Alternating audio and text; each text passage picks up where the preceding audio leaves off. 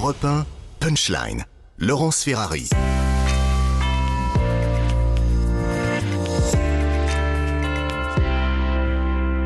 Et il est 18h si vous nous rejoignez à l'instant sur CNews et sur Europe 1. Éric Zemmour continue donc d'occuper le terrain. On vient de l'entendre, il était dans un salon d'armement où il a créé la polémique. Et la République En Marche a vivement réagi à cette séquence. On le voit pointer une arme de guerre sur des journalistes. Tout ça, effectivement, dans une ambiance plutôt bon enfant. Mais ça a fait réagir un certain nombre de journalistes. Un petit mot, Carl Olive, avant qu'on écoute les explications de notre envoyé spécial. Ça vous choque, cette séquence? La réponse à Marlène Schiappa, l'indignation de Marlène Schiappa, qu'est-ce qui vous choque? Moi déjà, ce qui me choque, c'est que là, on est quasiment en pré-campagne présidentielle et qu'on ne peut pas dire qu'elle soit tirée vers le haut. Ça, c'est la première chose. La deuxième chose, j'ai entendu Karim Zeribi sur votre antenne il n'y a pas très longtemps, disant que finalement, le principal obstacle d'Éric Zemmour, c'était Éric Zemmour. Moi, après, à titre personnel, ça, pour moi, c'est pas de l'humour, c'est de la merde. Parce qu'aujourd'hui, par les temps qui courent, on peut avoir de l'humour. Avoir de l'humour avec ce qui ressemble à un fusil d'assaut ou un FAMAS comme on était à l'armée, j'appelle pas ça vraiment avoir de l'humour. Ça n'est que personnel. En revanche, ce que je sais, c'est remettre systématiquement une pièce dans le jukebox, ça ne fait monter que les extrêmes qui n'attendent que ça. Marlène Schiappa a tort de surréagir ainsi. Je comprends la frustration. Vous savez, c'est un peu comme en 2006 à la finale de la Coupe du Monde, où à un moment donné, quand vous êtes dans l'oppression complète, je parle de Zidane, dans l'oppression, le coup de boule. Vous réagissez. Moi, j'aimerais bien aussi que les autres partis puissent, à un moment donné, réagir. Là, c'est absolument pas le cas. Je pense que c'est une maladresse de Madame Schiappa de réagir. Elle doit pas réagir malgré tout. Mais très honnêtement, c'est pas ça qui va, encore une fois, nous rapprocher des Français, nous autres politiques. Hugues Rançon de la République En Marche va plus loin. Il dit quand on aspire à d'éminentes fonctions, on sait que le maintien de l'ordre et le maniement d'armes supposent sérieux et respect. Cet homme n'est qu'un saltimbanque, un homme de télé et de spectacle, une fumisterie. Ça aussi, c'est des arguments de campagne ? Non, c'est pas des arguments de campagne, mais on le voit bien, c'est qu'on passe notre temps, et encore une fois, et on le voit bien ici, on va passer notre temps à parler d'Éric Zemmour. Moi, je peux vous garantir que sur le terrain, aujourd'hui, y compris quand on parle politique, on parle pas d'Éric Zemmour. Mais j'entends que ça s'éplace à l'action. La preuve, si en plus, à chaque fois, on remet encore une fois une pièce dans le jukebox, je pense qu'il faut arrêter ça. On va juste essayer de comprendre ce qui s'est passé cet après-midi lors de ce salon d'armement. On va rejoindre Gauthier Lebret. Gauthier, vous étiez sur place. Racontez-nous ce qui s'est passé, Gauthier. Oui, Laurent, c'est sans aucun doute la séquence forte qui restera de la visite d'Éric Zemmour ici au salon Milipol, salon sur la sécurité intérieure. Au début de sa visite, il essaye un sniper du raid et ensuite il pointe la presse avec. Nous avons assisté à ce moment avec Sacha Robin. Ça rigole plus là. Poussez-vous là. Reculez. Une séquence qui fait réagir dans la classe politique. Marlène Schiappa, ministre déléguée à la citoyenneté, juge le comportement d'Éric Zemmour, je la cite, horrifiant. Éric Zemmour lui a tout de suite répondu à notre micro. Il traite Marlène Schiappa d'imbécile et il prévient, désormais quand on m'attaque, je tape 3 fois plus fort. Je vous propose de l'écouter. Vous étiez devant moi. J'aurais braqué n'importe qui, comme vous dites. Mais je braque personne, vous savez, je menacé personne. Qu'est-ce que vous répondez à Marlène Schiappa qui dit que votre comportement est horrifiant, je la cite, sur Twitter? Marlène Schiappa est une imbécile. Voilà ce que je lui réponds. Qu'elle est grotesque et ridicule. Elle essaye de chercher à monter en neige une polémique grotesque. Tous les Français vont se moquer d'elle et c'est pas la première fois. Autre moment qui reste de cette visite d'Éric Zemmour au salon Milipol, au sujet de la présidentielle, il répond « Bien sûr que je suis dans la présidentielle », sorte de quasi-aveu et preuve que sa déclaration de candidature se rapproche de plus en plus.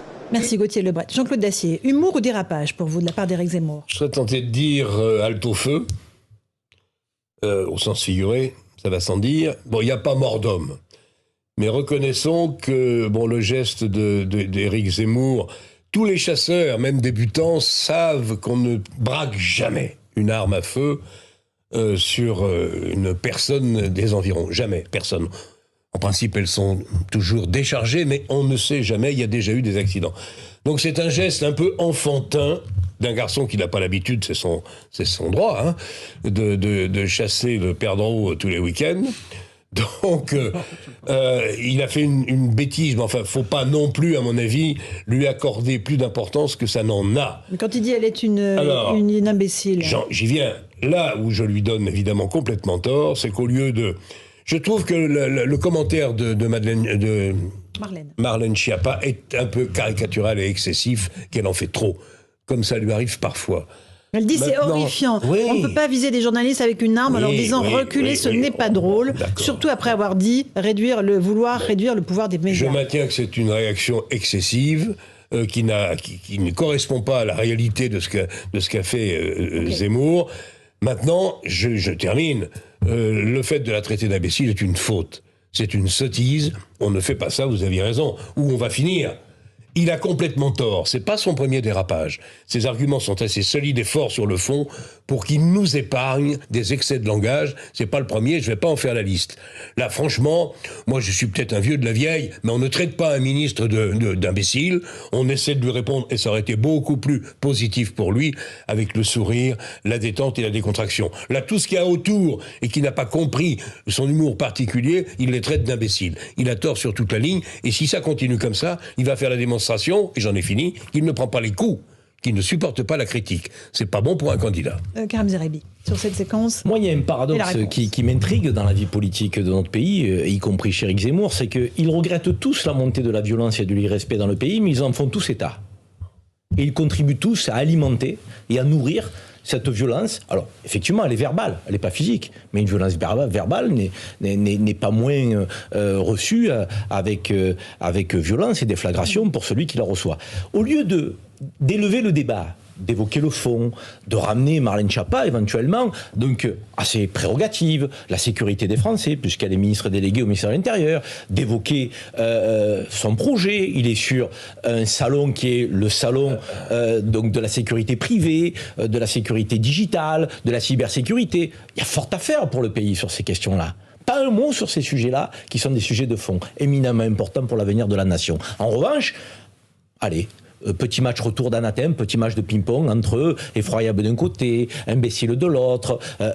Ça devient insupportable pour ceux qui sont passionnés de politique et ceux qui aspirent à ce que notre pays se redresse à tous les niveaux, sur les questions régaliennes, mais aussi sur les questions économiques, sociales, sur le besoin de nos services publics. Il n'y a rien. Cette campagne, à 6 mois, elle est vide de sens sur tous ces sujets majeurs. Donc il faudrait peut-être que les uns et les autres reviennent un peu plus de responsabilité, prennent le statut de candidat à la présidentielle pour ce qui est de Éric Zemmour, parce que c'est un secret pour personne, et c'est Gauthier Lebret qui nous dit qu'il a laissé fuser une petite expression qui laissait entendre effectivement que ça ne saurait tarder, cette déclaration. Donc maintenant, il faut prendre le statut. Il ne faut pas parler de Jeanne d'Arc, de Napoléon Bonaparte, du général de Gaulle, simplement pour se faire plaisir. Si on veut jouer un rôle dans l'histoire du pays, il faut démontrer sa capacité à pouvoir le faire, en élevant le débat, et pas en ramenant au niveau du caniveau. C'est insupportable. Alors, Alexandre Devecchio du Figaro, vous. Moi, je trouve que ça ressemble beaucoup à la campagne de Donald Trump. Tout à l'heure, Jean-Claude disait il ne supporte pas les coups. Je crois au contraire qu'il s'en nourrit, en fait. Il se nourrit de l'hystérie de ses adversaires, parce qu'il faut dire ce qui est. La réaction de Marlène Schiappa est totalement disproportionnée. Je me suis même... Oui, mais justement, c'est un mécanisme qui... C'est nourri de violence. Franchement. Mais là, je vais aller dans votre sens, Karim Zeribi, ça peut être un mécanisme délétère et stérile. On a vu Donald Trump au pouvoir, ça a été stérile. On a eu l'idiot aussi, parce que moi, je pense que c'est quand même de l'idiot aussi du politiquement correct, du camp démocrate, qui n'a cessé de diaboliser cet adversaire et finalement cessé de le renforcer ou de le renforcer auprès d'un certain public. Je pense que c'est ce que joue Éric Zemmour dans cette campagne en polarisant. Il aurait pu répondre autrement, peut-être avec plus d'élégance et d'humour. Il répond extrêmement cash, comme on dit. C'est parce qu'il veut essayer de briser les codes du politiquement correct. Je ne sais pas si ça va fonctionner en France. Je pense qu'il y a une lassitude, effectivement, des postures, parce que Marlène Schiappa est dans la posture. Éric Zemmour n'est pas fasciste, n'est pas dangereux, il n'a braqué personne. Il y a une lassitude des postures, mais est-ce qu'on aime les gens qui jouent à John Wayne ? Je pense que c'est pas forcément l'imaginaire français, que là, Éric Zemmour avec un fusil, il y avait un petit côté too much, je trouve. Voilà, c'est pas forcément son style. Donc, briser les codes du politiquement, oui, mais je pense qu'il faut s'adapter au style et à la culture française qu'Éric Zemmour connaît bien. Carl Olive, maire. Moi, exactement. Voilà, je parlais en tant qu'élu local, voilà. Vous savez, les maires de France, y compris actuellement, de gauche comme de droite, on n'a qu'une envie, c'est que notre pays avance et qu'on sorte de l'ornière dans laquelle il est passé. Moi, j'aimerais envoyer un message à M. Zemmour.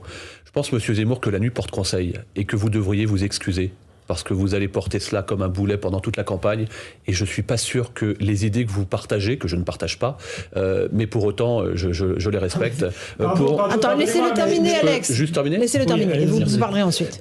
Et je pense que ça, c'est quelque chose qui fera date, malheureusement. Alors, Alexandre Devecchio. Non, mais là, justement, je parlais d'hystérie, on remet une pièce dans la machine et on n'est pas du tout sur les enjeux. Je pense qu'il ne va pas porter ça du tout comme un boulet et que votre indignation va le servir. Enfin, il y a comme l'a dit Jean-Claude Dacier, il n'y a pas mort d'homme, on va arrêter, c'est pas un nazi, il n'a pas braqué les journalistes, donc pourquoi dire qu'il va porter ça? Et il a traité d'idiote Marlène Schiappa qui est dans une posture ridicule et qu'à mon avis, une partie des Français trouvent ridicule. Quand on fait semblant de croire qu'Éric Zemmour est quelqu'un de violent qui braque les journalistes, soit qu'on est vraiment idiot, je ne crois pas que ce soit le cas, mais on est dans une posture ridicule, sauf que les gens voient tout ça aujourd'hui. Quand on est élu, y compris avec son opposition, on évite de dire aux gens que ce sont des imbéciles. Ça se fait pas, et c'est pas ce qui se fait. C'est la surenchère, ça s'appelle de la surenchère. Oui, puis je pense que nous, dans notre belle démocratie, il y a jusqu'où peut-on ne pas aller, y compris dans les mots. Je parle pas des actes, y compris dans les mots. Karim. Mais moi, j'ai quand même un souci, c'est que nos politiques, avec lesquels on peut pas être d'accord, évidemment, fassent preuve de cohérence. Et la cohérence eût été, je l'ai dit tout à l'heure et j'insiste, qu'on ne fasse pas monter par les mots un climat de violence alors qu'il existe déjà dans la société française. Ça, je pense que ça n'est pas digne de quelqu'un qui aspire à la responsabilité. Et puis le deuxième sujet dans la cohérence, qu'on est en droit d'attendre Éric Zemmour, la culture française. Alexandre, vous avez évoqué effectivement cette dimension-là. Courtoisie, respect. Une grande civilisation, donc elle sait se tenir. Et elle sait se tenir aussi et surtout vis-à-vis des femmes. Parce qu'on a quand même mais si, on a appris ça. Et c'est ce qu'on reproche à des civilisations. D'accord. Mais pour le coup, il n'est pas machiste parce qu'il s'adresse à elle comme si c'était un homme. C'est l'inverse du machisme. Justement, je vais vous dire. Mais moi, je suis attaché à la galanterie. Mais les féministes nous expliquent toute la journée que c'est du machisme. Galanterie, courtoisie, respect font partie de l'identité française. L'identité française va avoir lieu, mais sur le fond. L'identité française à laquelle il prétend être si attaché. C'est juste. Il s'en détache, il s'en éloigne. Moi, personnellement, je voudrais effectivement qu'on revienne à l'essentiel et qu'on évoque le contenu. Jean-Claude, un dernier mot. Oui, un dernier mot. Je pense que ce que nous avons vu tout à l'heure, enfin, fin de matinée, de la part d'Éric Zemmour, n'est pas...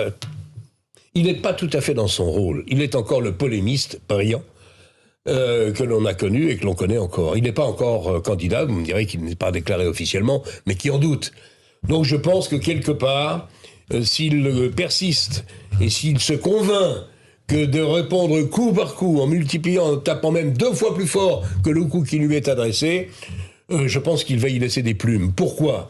Parce que son discours, il est déjà, son constat, le constat qu'il fait du pays et le discours politique qu'il tient pour son avenir est déjà suffisamment lourd, argumenté, inquiétant, on peut en débattre évidemment, mais quand il parle du déclin de la France, du risque de grand remplacement et du danger de voir ce pays s'enfoncer tout doucement sans être capable de réagir et enfin de prendre et de faire les réformes qui sont indispensables et nécessaires, je pense que ce message-là suffit. C'est pas la peine qu'il en rajoute dans la forme. Il se dessert. Allez, on fait une petite pause. On se retrouve dans un instant dans Punchline sur CNews et sur Europe 1. On continuera ce débat.